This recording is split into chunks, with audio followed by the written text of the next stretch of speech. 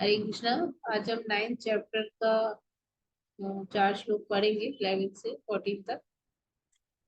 अवजानन्ति माममूढ़ा मानुषं तनुमाश्रितं परं भावं न जानन्तो मम भूता महेश्वरम्। बहुत इंपॉर्टेंट श्लोक है और प्रभुपाद ने इस पे काफी लंबा एक्सप्लेनेशन भी दिया है। अवजानन्ति माममूढ़ा, अवजानन्ति माने वो लोग मेरा उपहास करते हैं। माम माने मुझको, कौन लोग करते हैं? मूढ़ा, मूर्ख व्यक्ति। मानुषी, सोचते हैं कि मनुष्य शरीर है। तनुम आश्रितम, कि मैं, मेरा जो ये शरीर है मनुष्य शरीर, ऐसा सोचते हैं। परम भावम अजानंता, परम भाव माने मेरा जो दिव्य स्वभाव है, अजानंता नहीं जानते। मम भूत महेश्वरम, कि मैं प्रत्येक भूत का मतलब यहाँ भूत प्रेत नहीं है, प्रत्येक वस्तु का महा महेश्वरम माने परम स्वामी ईश्वर। भगवान कहते हैं जब मैं मनुष्य रूप में अवतरित होता हूँ तो मूर्ख मेरा उपहास करते हैं। वे मुझ परमेश्वर के दिव्य स्वभाव को नहीं जानते। मनुष्य के जब रूप में आते हैं, ठीक है। मानुषम तनुमाश्रिता, सोचते हैं मनुष्य ही शरीर में आ गए, अब ये मनुष्य। इस अध्याय के पूर्ववर्ती श्लोकों से स्पष्ट है कि यद्यपि भगवान मनुष्य रूप में प्रकट होते हैं, लेकिन वो कोई सामान्य व्यक्ति नहीं थे। जो भगवान सारे विराट जगत का सृजन करते हैं, पालन करते हैं, तो एक साधारण मनुष्य कैसे हो सकता? प्रभुपाद लिख रहे हैं ऐसे अनेक मूर्ख हैं, लेकिन जो कृष्ण को कहते हैं हाँ कोई ऐतिहासिक पुरुष थे, हो सकता है थे, थोड़े शक्तिशाली थे, थोड़े शक्तिशाली, जो 7 दिन के बालक थे तो पुतना मार दिया, 7 वर्ष के थे तो गोवर्धन उठा लिया, वो थोड़े शक्तिशाली। लेकिन अगर हमें शास्त्रों से ही किसी को भगवान मानना है, तो शास्त्रों में भगवान के बारे में क्या लिखा है कि ईश्वर परमः कृष्ण सच्चिदानंद विग्रह। ये ब्रह्म संहिता में लिखा है कि परम ईश्वर कृष्ण है ना, परम ईश्वर है। यहाँ पे भी भगवान कह रहे हैं महेश्वरम, और वहां पे भी लिखा है परम ईश्वर। अब प्रभुपाद ये समझा रहे हैं, देखिए ईश्वर जो शब्द होता है ना, उसका मतलब होता है कोई कंट्रोलर। तो आप अपने बच्चों के लिए ईश्वर हो सकते हैं, कंट्रोलर। आप जो है हस्बैंड वाइफ का ईश्वर हो सकते हैं, प्रधानमंत्री ईश्वर हो सकते हैं, ठीक है। तो कोई ना कोई किसी ना किसी के ऊपर होता है, वो उसका ईश्वर हो सकता है, यानी कंट्रोलर हो सकता है, ठीक है। लेकिन यहाँ बात हुई है परम ईश्वर, परम, हाँ परम ईश्वर को है, परम ईश्वर। तो छोटे छोटे ईश्वर बहुत सारे हैं, लेकिन परम ईश्वर है भगवान श्री कृष्ण।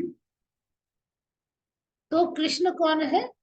भौतिक जगत में, इवन वैकुंठ लोक में बहुत सारे जो है डायरेक्टर्स हैं जो ये काम देखते हैं, लेकिन जो परम ईश्वर है, ईश्वर परम कृष्ण सच्चिदानंद विग्रह। विग्रह माने शरीर, उनका विग्रह सच्चिदानंद है। भगवान का शरीर भौतिक कभी नहीं होता, उनका शरीर सच्चित और आनंद से ही बना हो। ये एक इल्यूजन होता है, जब भगवान आते हैं तो उनको तीर लगते हैं, उनको ब्लड आता है, ये सिर्फ एक इल्यूजन होता है। नहीं तो भगवान का जो शरीर है कभी भी भौतिक नहीं, इसी शरीर से वो अपने धाम वापस चले जाते, ठीक है। तो बताया कि पिछले श्लोकों में जैसे भगवान ने बोला कि देखो मैं हूं भी इन सब में, मैं नहीं भी हूँ, अलग भी रहता हूँ, ये सब कुछ मेरे ऊपर ही डिपेंडेंट है। तो कोई भौतिक शरीर वाला, जैसे हमारा भौतिक शरीर है, हमें अपने शरीर के अंदर भी नहीं पता कि कहीं पे हमें कैंसर की गांठ हो गई है, तो हमको पता नहीं चलता, ठीक है। अगर हम लोग अपना बॉडी का चेकअप ना करवाए तो हमको नहीं पता चलता हमारे अंदर प्रोटीन की कमी है, विटामिन की कमी है, या डायबिटीज हो गई है। वी जस्ट डोंट नो, हमें कुछ नहीं पता। और जो जो भगवान काम करते हैं भौतिक, पूरी भौतिक प्रकृति का कहते हैं कि मैं सबके अंदर हूँ, मैंने इसकी सृष्टि की है। तो कोई भौतिक शरीर व्यक्ति तो कर ही नहीं सकता। तो भगवान का जो शरीर है वो सच्चिदानंद रूप ही है। कोई मूर्ख लोग जो जो उनका उपहास करते हैं, उनको भगवान ने कहा मूढ़ा, मूढ़ा, मूर्ख है वो। जो मूर्ख लोग हैं वो उनको मनुष्य मानते हैं, ऐसे व्यक्ति मूर्ख। तो यहाँ पे उनके शरीर को बोला मानुषी। ठीक है। अब भगवान एकदम साधारण कुरुक्षेत्र के मैदान में एक पॉलिटिशियन की तरह उन्होंने मतलब संधि कराने की भी कोशिश की, और वो अर्जुन के फ्रेंड भी थे और उन्होंने रथ भी चलाया। लेकिन वो चाहे कुछ भी करें, सामान्य पुरुष की तरह ही कर्म करें, लेकिन उनका शरीर जो सच्चिदानंद विग्रह ही है। अब इस बात को प्रभुपाद ने और जो है गोपाल तापनी उपनिषद इत्यादि से लिया है, क्योंकि उनको वेद बोला जाता है।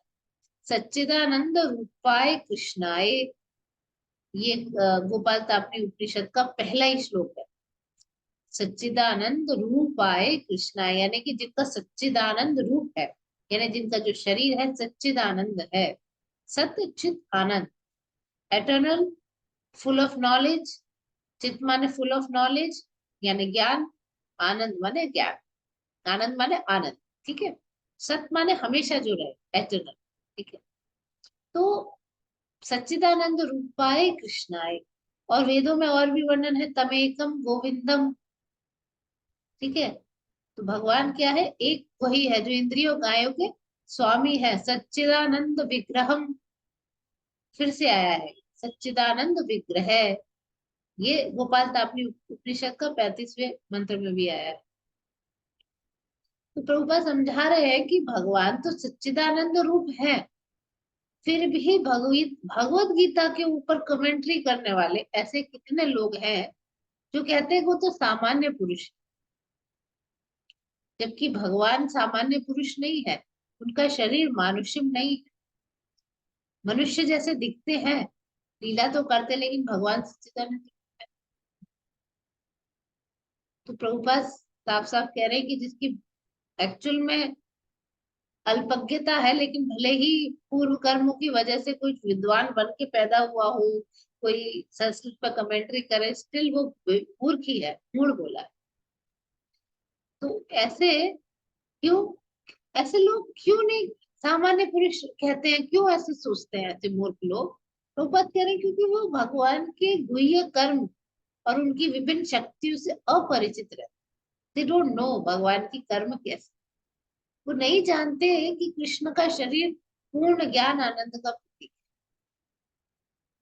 तो क्योंकि वो भगवान के सारे दिव्य गुणों को नहीं समझ पाते कि भगवान जो है आनंद के प्रतीक है, इसलिए उनका उपहास करते हैं। और ये भी नहीं जानते कि वो इस संसार में क्या करते हैं, भगवान अपनी अंतरंगा शक्ति से प्रकट होते हैं। भगवान ने कितनी बार बोला, स्व माया, मैं अपनी माया से स्वयं प्रकट होता हूँ ना। तो अंतरंगा शक्ति, बहिरंगा शक्ति यानी संसार की माया नहीं, उसके तो वो स्वामी है। भगवान ने कहा है कि मम माया दुरत्या, ये मेरी माया है, मेरी अध्यक्षता में काम करती है, मया अध्यक्षेण प्रकृति। तो ये जो माया है उसको तो उन्होंने अपनी अध्यक्षता में बना लिया। और भगवान कहते हैं कि जो मेरी शरण में आता है वो इस माया से छूट जाता है। तो जो व्यक्ति भगवान कृष्ण की शरण में जाएगा वो माया से छूट जाएगा, तो वो भगवान उस माया के अंडर में कैसे हो सकता? नहीं हो सकता, क्योंकि वो उनका ध्यान करने से वो खुद छूट रहा है। तो वो भगवान थोड़ी उस माया के अंडर में होंगे, वो माया उनके अंडर में रहती है। ठीक है। तो भगवान जो है यहाँ पे प्रभुपाद ने फिर वही सब चीजें समझाई है। दूसरी चीज है कि भगवान जो है छोटे से छोटे एटम, हमारी आत्मा इतनी सूक्ष्म, उसके अंदर भी भगवान होते हैं, और इतनी बड़ी विशाल सृष्टि में भी होते हैं। तो एक व्यक्ति की सोचने की शक्ति से परे है एक्चुअली भगवान को, इसलिए अचिंत्य बोला जा सकता है। एक्चुअली हम इमेजिन ही नहीं कर सकते कि भगवान कैसे हैं। इसके बावजूद भी सब कुछ है, सबके अंदर है, लेकिन फिर भी वो अलग रहते हैं अपने धाम में। सब कुछ यहाँ चलता रहता है, करते रहते हैं, यहाँ भी रहते हैं, अपने धाम में भी रहते हैं। इसलिए इस चीज को कहते हैं योग, योगम ऐश्वर, योग ऐश्वर, अचिंत्य दिव्य शक्ति।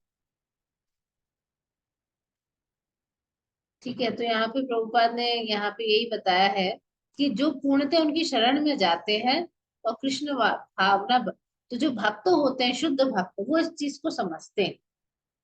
हम्म। और इसलिए वो भगवान की शरण में चले जाते हैं। प्रभुपाद ने अब दो चीजें उठाई हैं कि कुछ होते हैं सगुणवादी, कुछ होते हैं निर्गुणवादी। सगुणवादी कहते हैं कि भगवान का तो शरीर है, लेकिन निर्गुणवादी वादी कहते हैं कि भगवान का शरीर नहीं है। हम्म। तो इस प्रकार से वो मतभेद करते रहते हैं। लेकिन भले ही भगवान, देखिए प्रामाणिक ग्रंथों में भगवान के बारे में आया है। हाँ, और कृष्ण तत्व का जो समझना है वो इतना आसान नहीं है।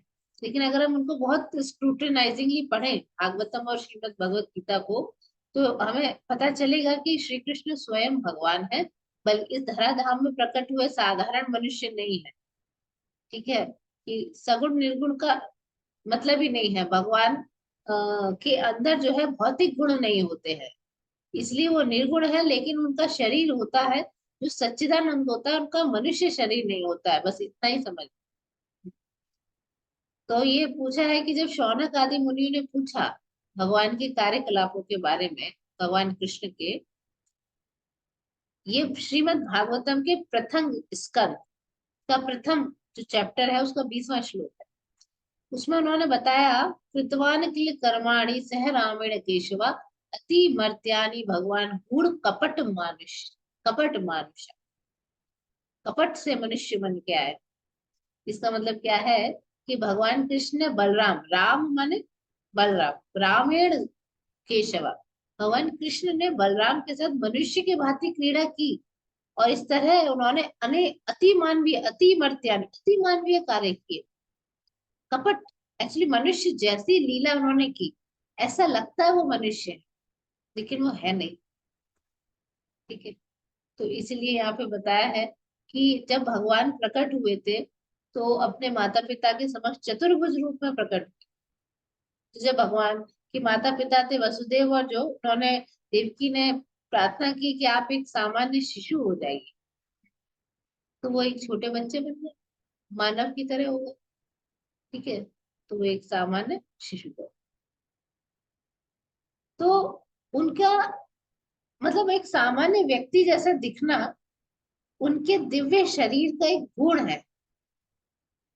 ठीक है, तो उससे क्या होता है, मतलब भगवान का शरीर कभी भी सामान्य नहीं होता है, लेकिन वो सामान्य जैसा दिखता है। उनके भी चोट लग जाएगी, ब्लड आ जाएगा, तीर लगे तो युद्ध में, तो ये उनके दिव्य शरीर का एक गुण है। लेकिन उसी शरीर को जब वो गीता में अर्जुन ने जब उन्हें 11 चैप्टर में बोलेगा कि आप मुझे अपना चतुर्भुज रूप दिखाइए, पहले तो विश्व रूप दिखाया, तो भगवान ने चतुर्भुज रूप दिखाया, शंख चक्र गदा पद्मधारी वो रूप दिखाया। ठीक है, उसके बाद भगवान ने अपना फिर वापस से मानुषम रूपम, मनुष्य रूप धारण कर लिया, फिर मनुष्य जैसा रूप धारण कर लिया। चतुर्भुज देखिए, आप देखिए, इस रूप को प्रकट करने के बाद अर्जुन की प्रार्थना करने पर उन्होंने पूर्व मनुष्य रूप धारण कर लिया। तो ये भी एक उनके शरीर का गुण है कि वो सामान्य मनुष्य जैसा शरीर धारण कर लेते, फिर अपना चतुर्भुज रूप भी दिखा देते। ये हमारी समझ के परे। तो जो प्रभुपाद फिर लिख रहे हैं कि कुछ जो मायावादी होते हैं, वो कृष्ण का उपहास करते हैं, वो मानते नहीं कि भगवान, और वो एक श्लोक बताते हैं भागवत का, और कहते हैं कि कृष्ण जो है एक सामान्य व्यक्ति थे। अहम सर्वेषु भूतेषु भूतात्म अवस्थिता सदा, कि भाई जो भगवान है वो तो सबके हृदय में सदा स्थित रहते हैं, सभी जीवों।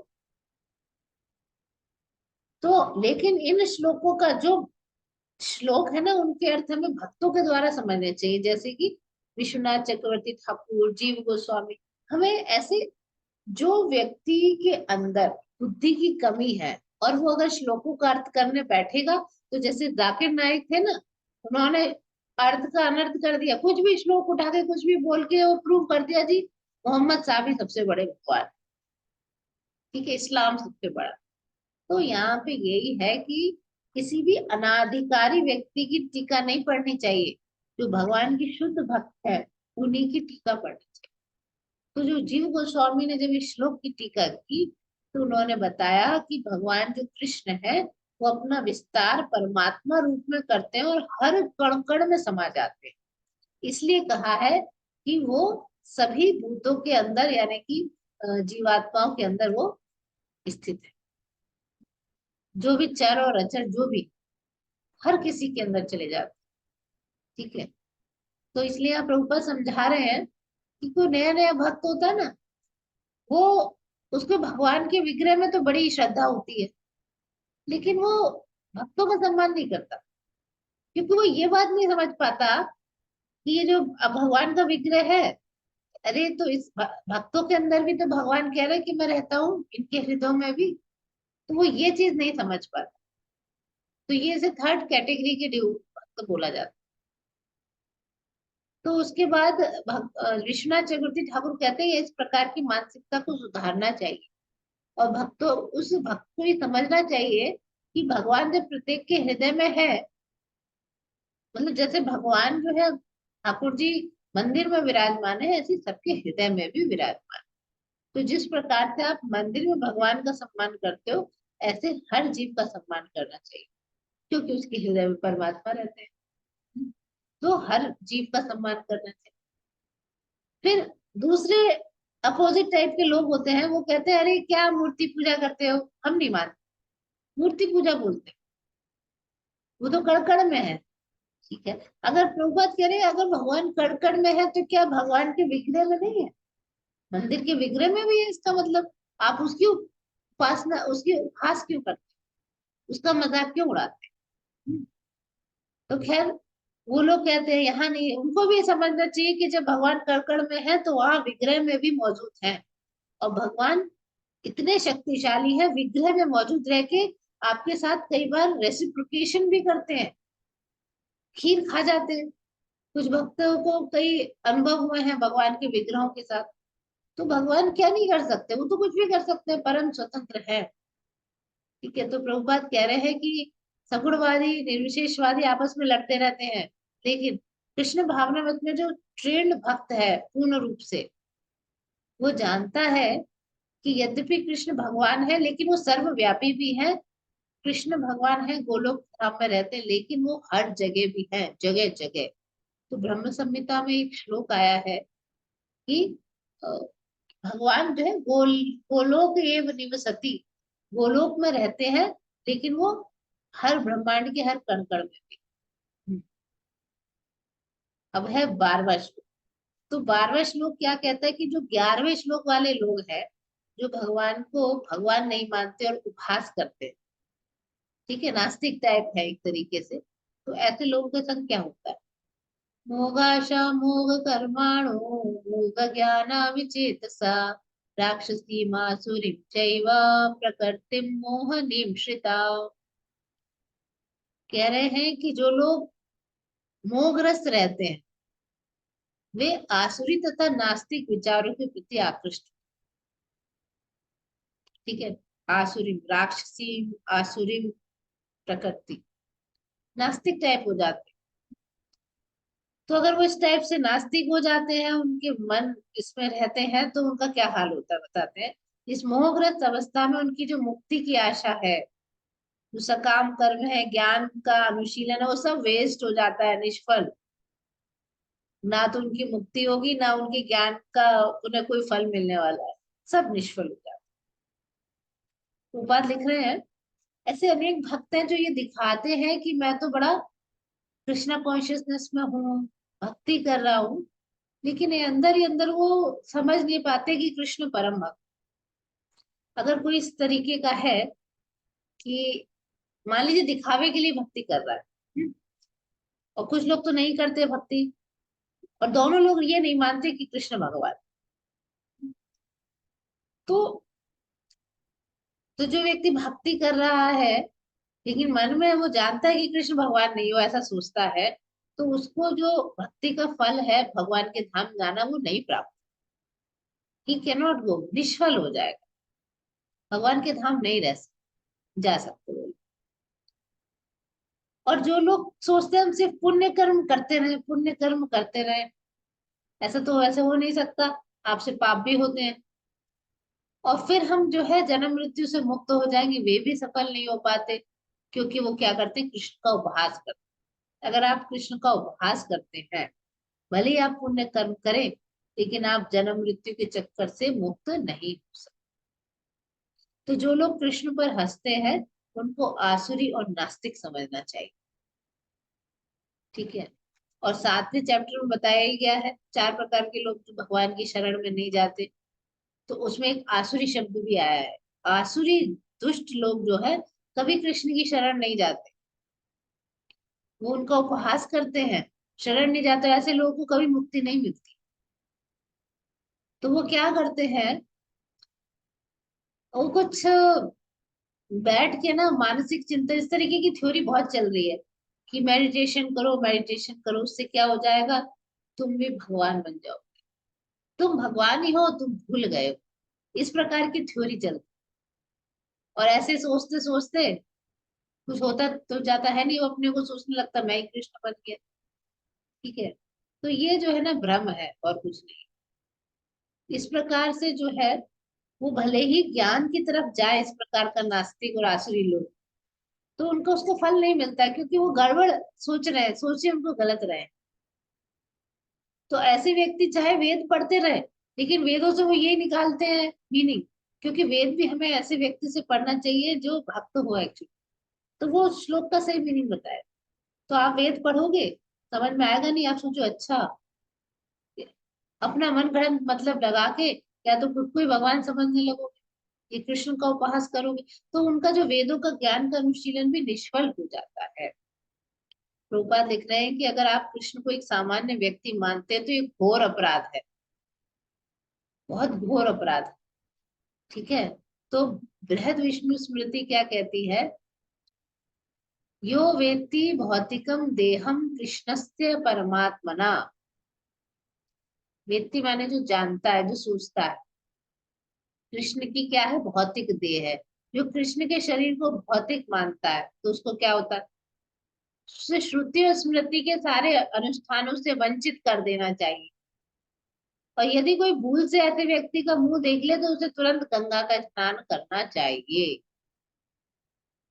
तो जो लोग कृष्ण की हंसी उड़ाते हैं, इसलिए करते हैं बिकॉज दे, वो एक ईर्ष्या है भगवान से, एनवियस।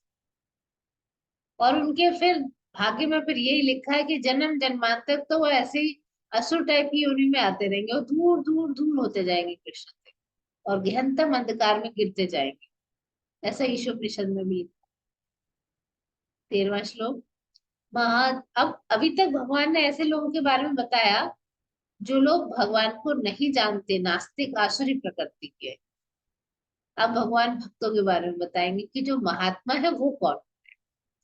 महात्मानस्तु मां पार्थ दैवीं प्रकृतिमाश्रिता भजन्ति अनन्यमनसो ज्ञात्वा भूतादिम अव्ययम्। हे पार्थ, मोह मुक्त महात्मा जन दैवी प्रकृति के संरक्षण में रहते हैं। ये दैवी प्रकृति यानी कि भगवान की अंतरंगा शक्ति। ठीक है। वे पूर्णतः भक्ति में निमग्न रहते हैं, क्योंकि वो मुझे आदि अविनाशी भगवान के रूप में जानते हैं।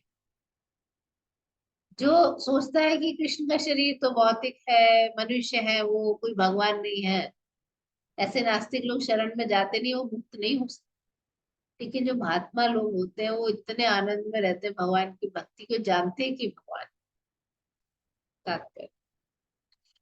तो महात्मा शब्द का वर्णन हुआ है। महात्मा किसे कहते हैं, ऐसे हमारे यहाँ तो महात्मा गांधी को महात्मा कहते हैं, लेकिन क्या उनके अंदर ये गुण थे? नेक्स्ट श्लोक में देखिएगा महात्मा लोगों के गुण बताए गए कैसे हो। ठीक है। तो जो महात्मा होता है वो कभी भी ये जो मोह माया है ना, यहाँ इस माया के अंडर में कभी नहीं रहता है, इस संसार में रहते हुए भी इस माया से परे होता है।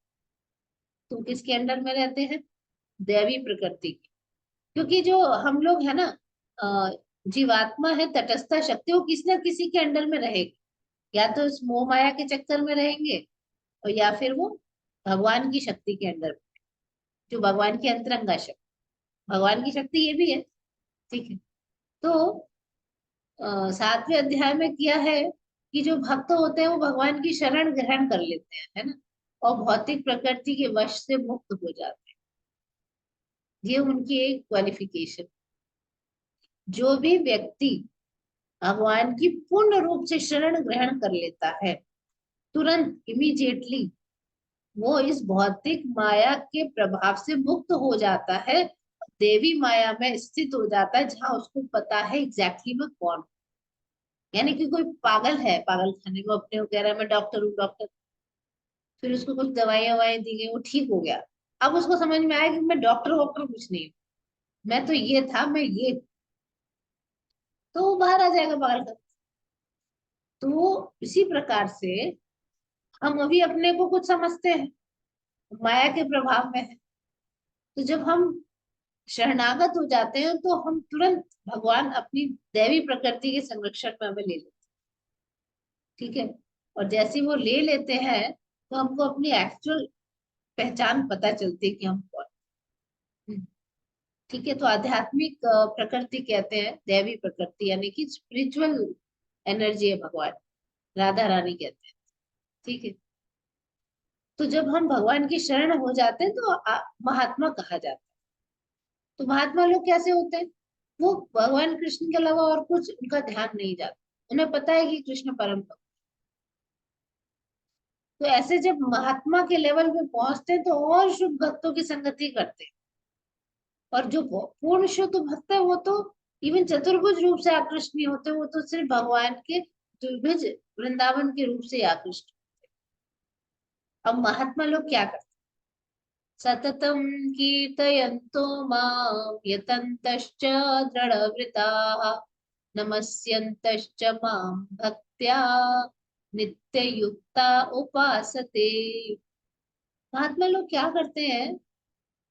सततम कीर्तयन्तो मां, कंटिन्यूअस 24/7, जैसे आजकल के न्यूज चैनल।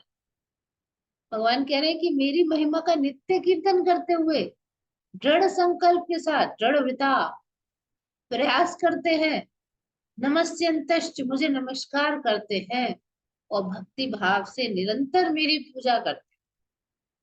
अगर कोई व्यक्ति इस लेवल पे है तो हमेशा भगवान की पूजा करता है, भगवान के ही बारे में सोचता है, उनके प्रचार के बारे में सोचता है, और मुझे नमस्कार करते हैं, आलस नहीं करते नमस्कार करते, तो उनको उनको हमें महात्मा से करना चाहिए।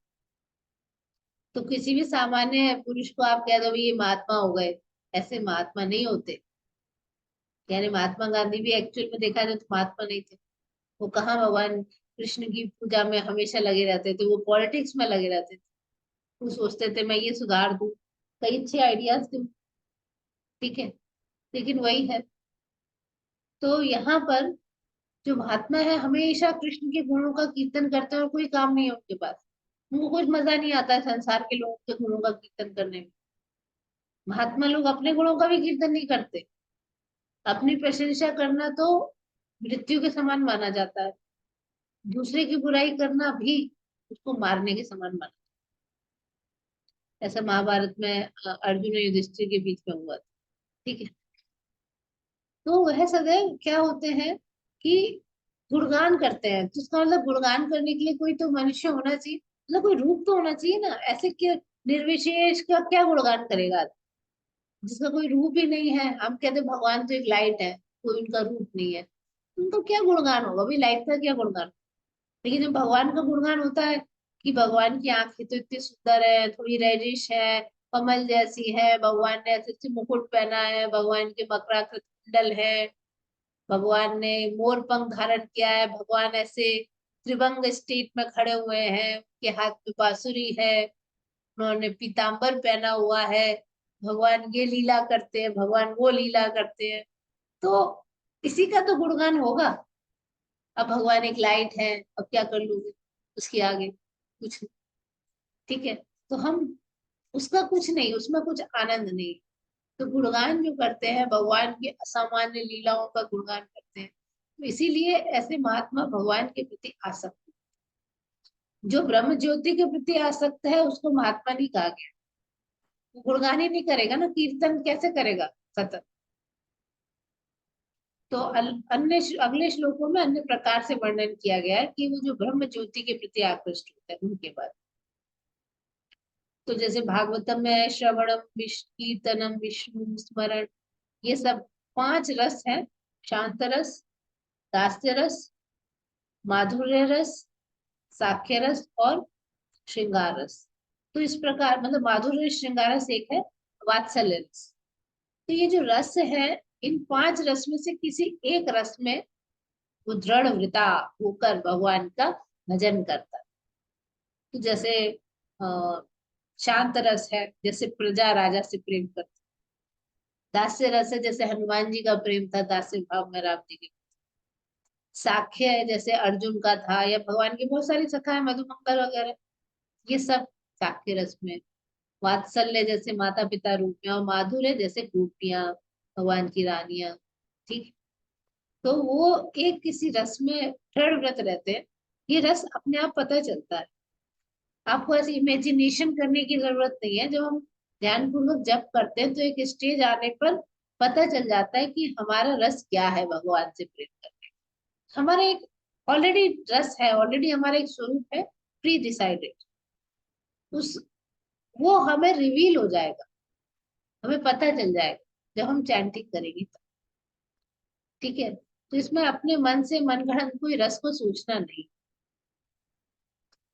तो इसी को कृष्ण भावनामृत कहते हैं।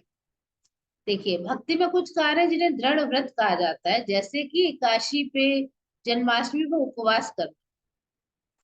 ठीक है। क्योंकि दृढ़ व्रत माने कि उसको मालूम है कि मैं ये व्रत करूंगा तो ठाकुर जी खुश होंगे। उनको प्रसन्न करने के लिए वो क्या क्या नहीं करेगा, तो इसलिए ये व्रत करते हैं। और जो भी विधि विधान बनाए हैं उनका पालन करते हैं। तो जब दृढ़ता से पालन करते हैं तो हमें वांछित फल की प्राप्ति निश्चित। और जैसे कि सेकंड चैप्टर में बोला है कि ये जो भक्ति है ना, बहुत सरल है, सुख पूर्वक किया जा सकता है। कोई कठिन तपस्या की आवश्यकता नहीं है। आप आराम से भगवान के लिए बढ़िया बढ़िया बनाओ, बढ़िया बढ़िया ठाकुर जी खिलाओ, बढ़िया बढ़िया खुद भी खाओ। है ना। तो आपको कहीं पहाड़ों पे, हिमालय पे, पर्वतों में, बर्फ के बीच जाकर अपनी इंद्रियों को कंट्रोल करते हुए तपस्या करने की आवश्यकता नहीं। तो आप एक सक्षम गुरु के निर्देशन में इसी जीवन में, चाहे आप गृहस्थ हो, सन्यासी, ब्रह्मचारी रहते हो, भक्ति में बिता सकते हो और महात्मा बन सकते हैं। आज का इतना ही हम करेंगे। हरे कृष्णा।